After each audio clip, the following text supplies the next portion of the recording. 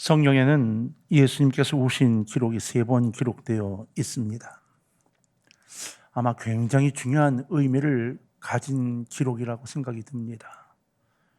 왜냐하면 예수님이 살아계셨던 그 기간 동안에 3번만 오시지는 않았을 건데 3번 오셨다고 기록이 되어 있습니다.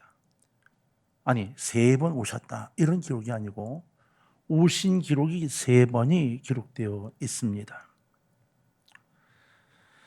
그 이야기는 그 기록되어 있는 사건들마다 상당한 의미를 갖고 있을 거라는 거죠. 사람들은 가장 격할 때 울지 않습니까? 그렇다면 예수님도 이 상황이 너무 격해서 마음이 너무 힘들어서 그 사랑을 어떻게 할 수가 없어서 그래서 오셨을 거라는 거죠. 그래서 이 기록들은 아주 의미 있는 사건일 것이고 거기에 깊은 관심을 갖고 계신다는 이야기가 되는 겁니다. 예수님께서 오셨던 3번의 사건은 나사로의 무덤에 가서 오신 것과 예루살렘을 입성하시면서 예루살렘을 바라보고 오셨던 것, 그리고 장소가 불분명하지만 눈물과 통곡으로 자기의 죽음을 바라보면서 자기를 구원하실 자에게 간절히 간구하며 오셨던 사건, 이 3가지 사건이 기록되어 있습니다. 첫 번째로 나사로 무덤의 사건, 오신 사건을 한번 살펴보면 나사로가 죽었다는 것 때문에 오셨던 것은 아닌 것은 분명합니다. 그렇죠? 또 나사로의 유족들, 그 여동생들 때문에 오셨다, 이것도 아닙니다. 왜냐하면 나사로가 곧 살아날 것이기 때문입니다. 성경을 보면 예수님이 그곳에 모여서 나사로의 죽음 때문에 울고 있는 이들을 바라보고 오셨다고 이야기가 되어 있습니다. 예수님이 오신 것은 누구 때문이 아니라 실은 죽음이란 고통 아래 있는 사람들, 그들이 불쌍해서 오신 것이 됩니다. 성경의 기록은 그렇게 기록하고 있는 겁니다. 여기 모여있는 이 수많은 사람들이 자신이 앞으로 어떻게 죽어야 할지를 모르는 거예요. 앞으로 죽을 때까지 어떠한 어려움들을 겪고 어떻게 살아갈 거고, 그리고 특히나 구원받지 못한 이들이 죽어 지옥에 가야 하는 부분에 대해서 예수님 마음이 너무 아팠다는 사실을 그들은 아무도 몰랐습니다. 예수님이 오시는 것을 보면서 봐라, 얼마나 사랑하셨는지, 나사로의 죽음 때문에 예수님 오신다, 그렇게 이야기를 했지만 실은 예수님은 나사로 때문에 오신 게 아닙니다. 동생들을 사랑해서 그들을 아픔을 느끼고 오신 것이 아니고, 니들이 이렇게 믿음이 없느냐, 그게 안타까워 오신 것도 아닙니다. 그곳에 모여있던 수많은 사람들, 그 영혼들이 안타깝고 불쌍해서 오셨던 거예요. 예수님을 믿지 않고 영생을 얻지 못한 사람들이 거기 함께 있었는데 예수님은 죽음의 고통 속에 살아가는 인생들, 그들의 인생이 참으로 불쌍하게 여겨지셨던 겁니다. 이 대목은 정말 우리 예수님에게만 가능하다는 메시아다운 모습이 아닐까 하는 생각이 들 정도로 예수님의 마음이 와닿는 이야기입니다. 누가 이런 생각을 할 수 있겠습니까? 우리 주님이니까, 그분이 메시아이시니까 그들 한 영혼들이 안타까우셨던 거죠. 누군가 이 글을 보니까 그렇게 글을 썼더라고요. 예수님이 3년 공생애 동안 길을 걸어 다니시면서 환히 웃는 모습을 별로 짓지 않았을 것 같다. 왜냐하면 지나가는 사람들, 몰려있는 사람들을 보며 그 영혼들이 너무나 불쌍해 항상 마음이 아프셨을 것이기 때문이다, 이렇게 기록한 기록을 본 적이 있어요. 가슴에 참 크게 와 닿았었습니다. 여러분, 우리는 그리스도인입니다. 예수님을 닮아가야 하는 사람들인 거죠. 그렇기 때문에 우리는 예수님의 이러한 모습을 닮아야 한다는 이 지상 명령 같은 예수님의 모습을 오늘 가슴에 좀 남겨두어야 합니다.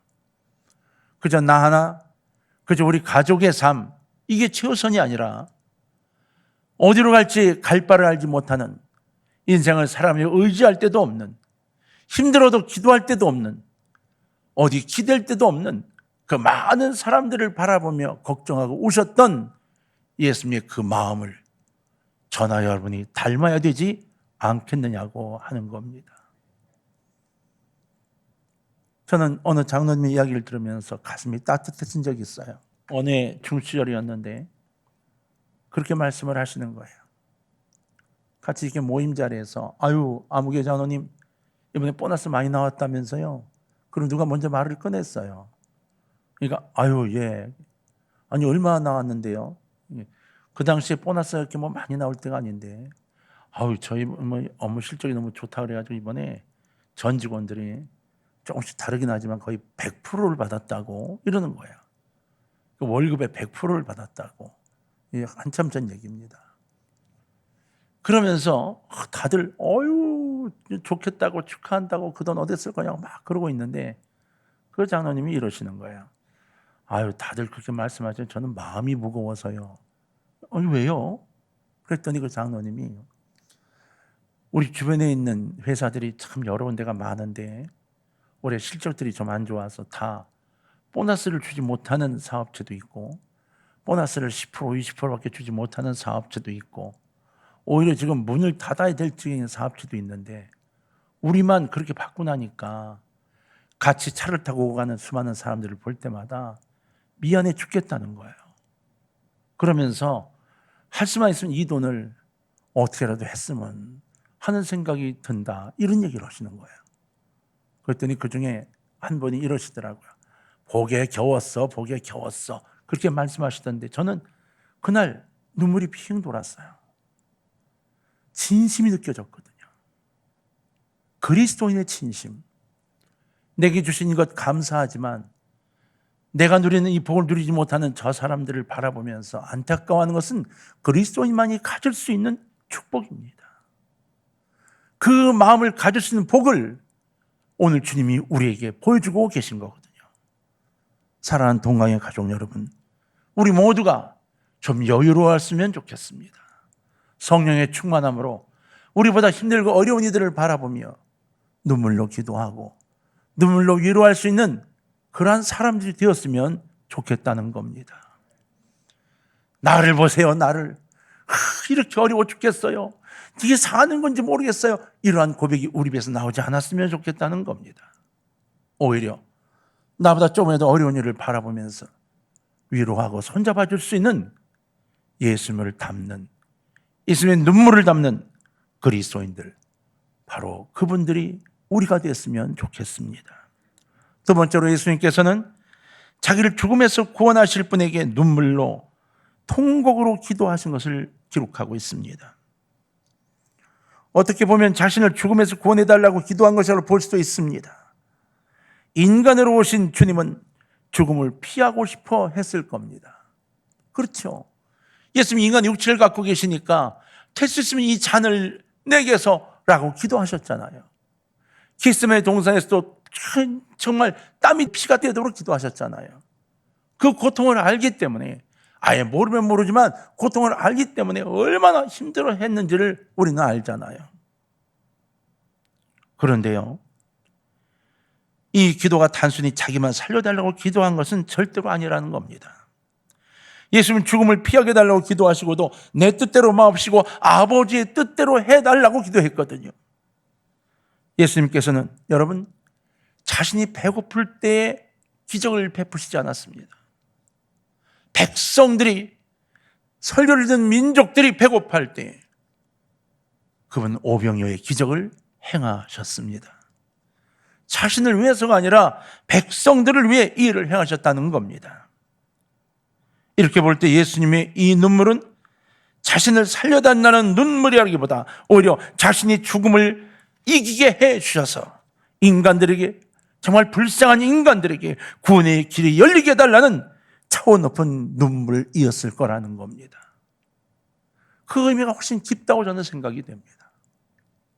내가 이 죽음을 이김으로 하나님, 수많은 그리스도인들이 나도 죽음을 이길 수 있다는 꿈을 갖고 믿음을 갖고 나갈 수 있도록 해달라고 하나님께 메어달린 눈물의 기도였을 거라는 겁니다. 이것은 예수님께서 자신의 죽음에서의 승리의 부활, 이걸 통해 세상을 구원하시려는 하나님의 뜻이 이루어지게 해달라는 눈물이었다는 것이죠. 바로 예수님의 사명인 세상을 구원하는 사역을 잘 감당해달라는 눈물이며 기도였습니다. 자, 이제 우리가 가져야 할 모습을 좀 정리해봐야 할 겁니다. 우리도 이웃을 구원하고자 하는 간절한 마음, 이웃을 돕고자 하는 간절한 마음으로 눈물 흘리며 기도할 수 있어야 하겠다는 겁니다. 형식적인 것이 아니라 정말로 내 마음속에 간절함으로 눈물 지을 수 있는 사람이 되어야 한다는 것이죠. 하나님의 뜻을 이루어 드리고자 하는 간절한 마음, 우리에게 맡겨주신 사명을 잘 감당하고자 하는 간절한 마음에서 나오는 눈물과 열정이 있어야만 하겠다는 겁니다. 그러한 자세와 그러한 삶의 모습이 바로 우리가 예수님처럼 하나님의 뜻을 이루어 드릴 수 있는 길, 바로 그것인 겁니다. 우리의 생각을 조금만 바꾸면, 주님께로 나를 조금만 올려놓으면 주님의 마음을 느낄 수가 있게 됩니다. 주님이 왜 그러하셨을까? 우리는 직장 생활을 하면서 이 상하 관계를 다 겪고 있어요. 내가 하라는 위치에 놓일 때에는 상을 바라보며 삽니다. 상에 가 있을 때에는 더 높은 상을 위하여 하를 이용합니다. 그게 인본주의입니다. 그리고 그것이 옳다고 가르치고 옳다고 배우고, 심지어는 컨퍼런스나 세미나나 학원에서 그 방법을 이용하는 심리까지 공부를 합니다. 어떻게 하면 상대방을 잘 구슬러서 영업 실적을 올릴까를 고민합니다. 내 물건이 좋고 나쁘고 상관이 없습니다. 실적을 올려서 내게 돈을 벌게 하는 이것이 목적이 되어 있을 때가 많습니다. 그러나 우리는 그리스도인입니다. 그리스도인은 우리가 아니라 하나님이 말씀하신 우리를 생각해야 되는 겁니다. 우리의 가족, 내 새끼, 내 부모, 우리 교회 식구들이 아니라 하나님이 말씀하시는 이 세상을 생각해야 한다는 것이죠. 세상이 우리를 바라보면서 저래서 그리스도인이야 라고 말해야 되는 거지, 저래서 기독교야 라고 말해야 되는 것이 아니거든요. 사랑하는 동아의 가족 여러분, 여러분 오늘 세상 사람들로부터 어떠한 이야기를 듣는 사람으로 되어져 있습니까? 나도 닮았으면 좋겠다는 사람이요? 아니면 차라리 교회를 다니지 마라 하는 사람이요? 예수님의 눈물은 바로 우리를 위해 흘린 눈물이시기도 한 겁니다. 오늘 1호를 마무리하면서 좀 중요한 설교를 하나 하려고 합니다. 예루살렘에 들어가면서 흘리신 예수님의 눈물의 이야기입니다. 참 놀라운 의미를 갖고 있습니다. 예루살렘에 들어가면서 이 흘리신 눈물은 멸망의 길을 가고 있는 나라와 민족을 위해 흘리신 눈물인 겁니다. 예수님의 나라가 어딘가요? 이 땅 전체가 아닌가요? 그럼에도 불구하고 육체를 갖고 이스라엘에 오셨기 때문에 선택했던 민족이고 내 백성이기 때문에 그 민족과 나라를 위해 흘리신 눈물이었다는 겁니다. 예루살렘을 바라보면서 이 무너질 예루살렘을 향해 눈물을 지으셨다는 거죠. 누가복음 19장 43절로 44절의 말씀을 보면, 날이 이를지라 네 원수들이 토둔을 쌓고 너를 둘러 사면으로 가두고 또 너와 및 그 가운데 있는 네 자식들을 땅에 메어치며 돌 하나도 돌 위에 남기지 아니하리니, 이렇게 기록되어 있습니다. 예언입니다. 예수님이 승천하시고 난 다음 약 40여 년 뒤에 예루살렘에 이루어질 사건에 대한 예언이었습니다. 예루살렘 사람들은 아무도 이 의미를 알아듣지 못했습니다. 그러나 주님은 40여 년 뒤에 일어날 그 일을 바라보며 눈물을 흘리신 겁니다. 이 눈물은 단순히 예수님을 믿지 않아 지옥으로 가는 영혼을 위한 눈물이 아니었습니다. 물론 예수님은 그런 영혼을 가장 불쌍히 여기시죠. 그러나 이곳에서 흘리신 눈물은 이스라엘 사람들이 적의 공격을 받아 점령당하고 비참하게 죽어갈 AD 70년의 그 사건을 놓고 기도하신 거죠.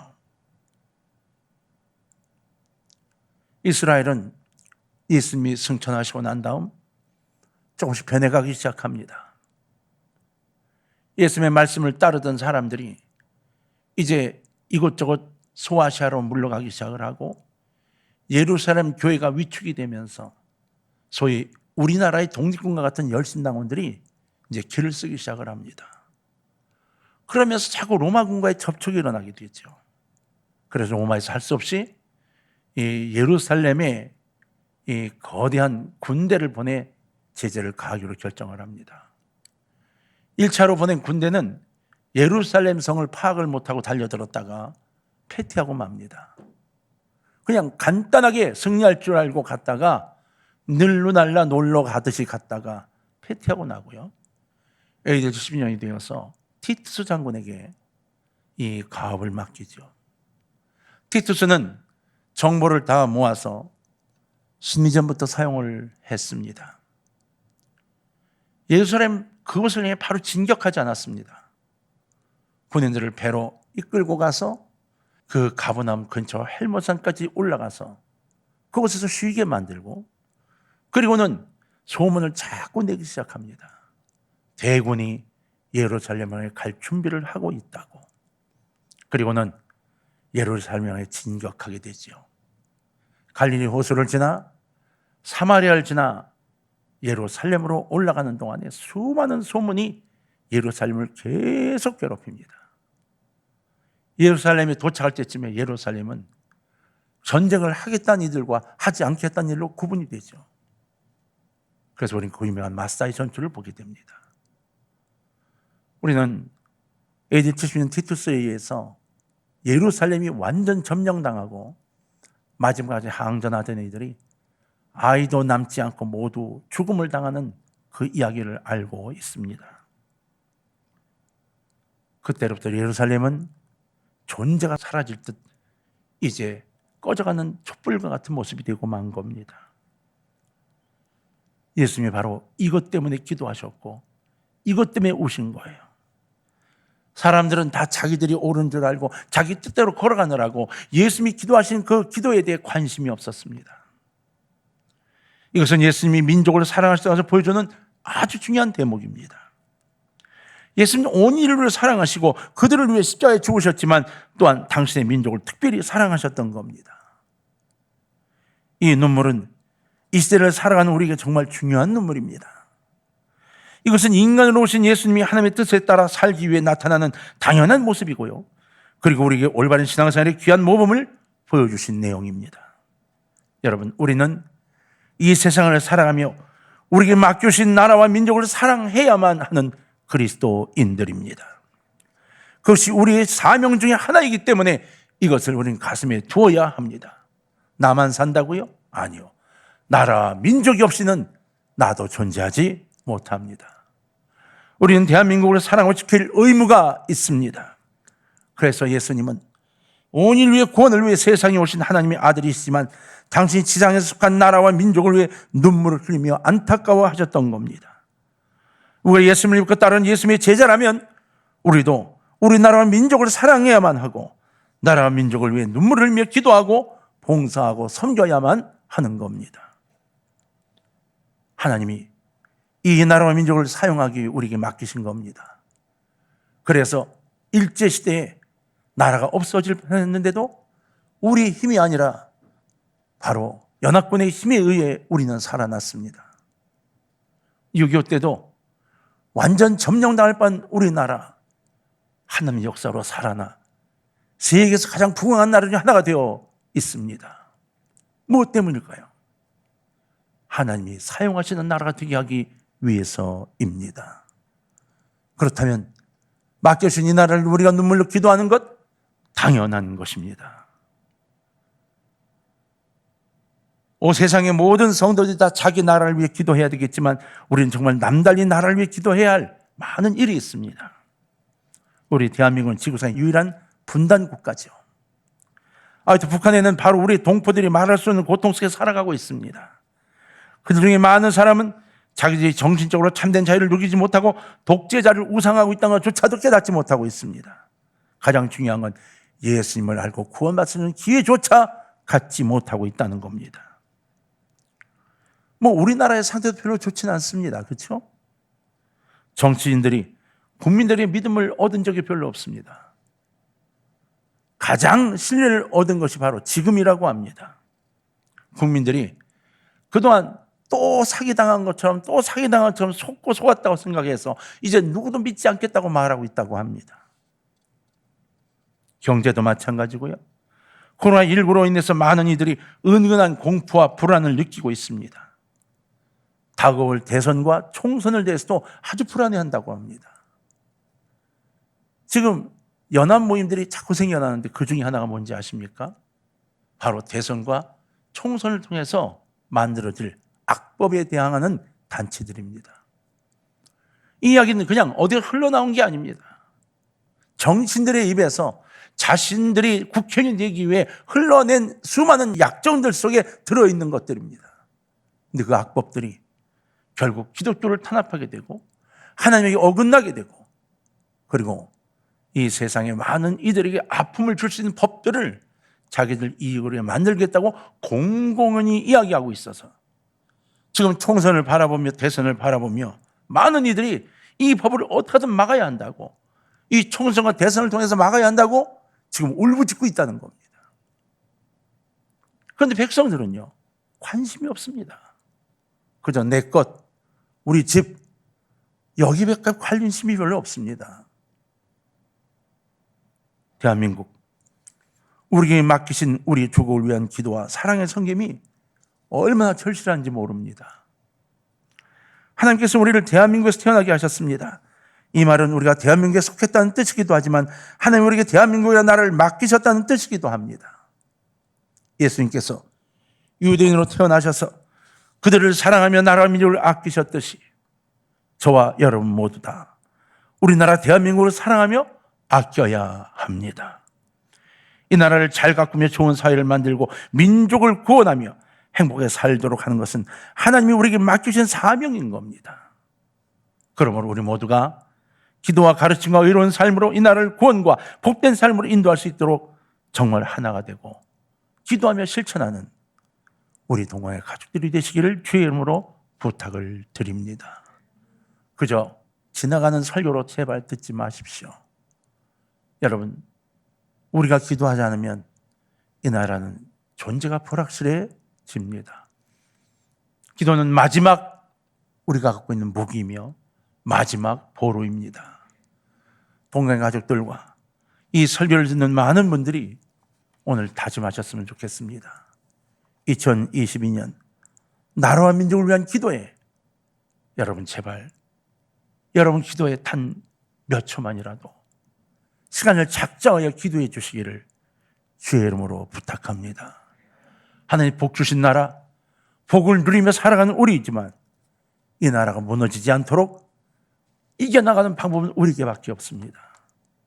우리는 대한민국의 마지막 보루입니다.